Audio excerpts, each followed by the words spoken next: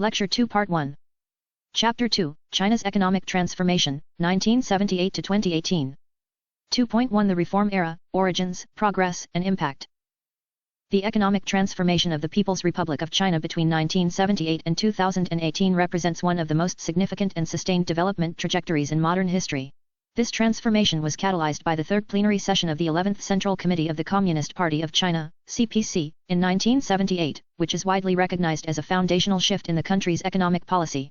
As one analyst observed, the 1978 plenum not only revised the trajectory of China's political economy but also reframed the role of the market in socialist governance. Naughton, 2007, p. 87. Over the subsequent 4 decades, China's economic landscape was fundamentally reshaped. The national economy expanded 5-fold, and foreign trade increased 12-fold, contributing to the reduction of global poverty, particularly for populations living below the poverty line. Indeed, China's contribution to global poverty alleviation has been monumental. As noted by the World Bank, 2020, China accounted for more than 70% of the global reduction in poverty since the 1980s. Additionally, China emerged as a leading destination for foreign direct investment, FDI, absorbing nearly half of all FDI flows to developing economies. This influx enabled the country to become the first or second largest export destination for many major economies, depending on the sector and region. OECD, 2016. The transformation was not purely economic, it was also intellectual and cultural.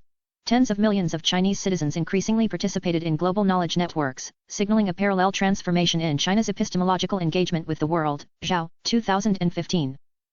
Between 1998 and 2017, the second phase of reforms showed similar dynamism. The Chinese economy became 5.3 times larger, and trade volumes expanded by 12.6 times, indicating sustained reform momentum. However, the reform era also introduced systemic challenges. These included rising income and wealth inequality, worsening environmental degradation, and increasing instances of corruption and rent-seeking behavior within the bureaucracy. In response, the CPC began framing the elimination of poverty, the reduction of inequality, and the restoration of environmental quality as central to its policy objectives in the 21st century. China Development Report, 2017. 2.2 Foundational Reforms, Deng Xiaoping's Strategic Turn. The first 2 decades of reform were driven by the vision and leadership of Deng Xiaoping, who assumed control of the CPC in 1978 after a period of internal uncertainty. According to Vogel, 2011, Deng provided ideological clarity and pragmatic leadership when China's future was riddled with ambiguity and factional deadlock. p. 134. Under Deng's guidance, the CPC moved away from Maoist economic orthodoxy, characterized by local autarky, central planning, and commune-based agriculture. Instead, the state began to cautiously embrace market mechanisms and global integration. As Deng famously stated, "It doesn't matter whether a cat is black or white, as long as it catches mice." This ideological shift coincided with China's perceived strategic vulnerability in the early 1970s. The deterioration of Sino-Soviet relations, coupled with economic stagnation, prompted the CPC to prioritize modernization in 4 key areas: industry, agriculture, science and technology, and national defense. This set of priorities, termed the 4 modernizations, became central to the reform agenda. Deng's rehabilitation as vice premier and his diplomatic overtures to the United States further signaled China's commitment to recalibrate its global posture. 2.3 Navigating reform without a blueprint. Importantly, China's reform strategy lacked a fixed template. According to Brandt and Roski, 2008, the absence of a predetermined master plan allowed for adaptive experimentation, particularly at the local level. p. 22. In practice, this meant that post-1978 reforms proceeded incrementally, beginning with agriculture and expanding to industry, finance, and foreign trade. Key policy shifts included acceptance of foreign trade and FDI as legitimate instruments of national development, implementation of technological cooperation agreements with foreign enterprises, the gradual replacement of people's communes with the household responsibility system, which decentralized agricultural production and dramatically improved food security.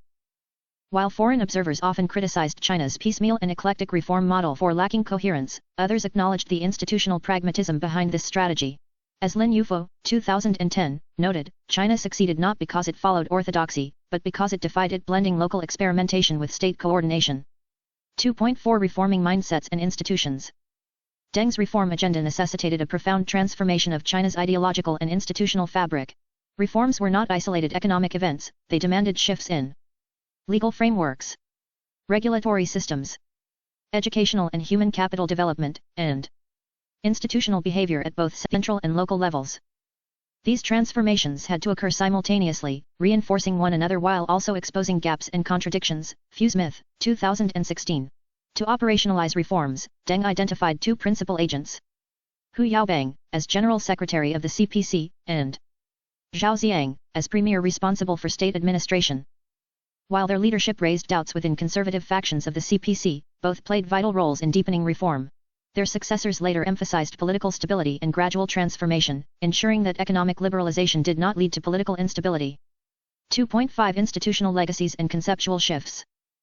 The early reform period required not only policy innovation, but also institutional courage.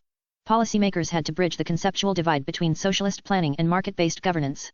As Naughton, 2007, explains, reformers succeeded in creating a new hybrid market socialism with Chinese characteristics that defied conventional economic categorization. p. 45.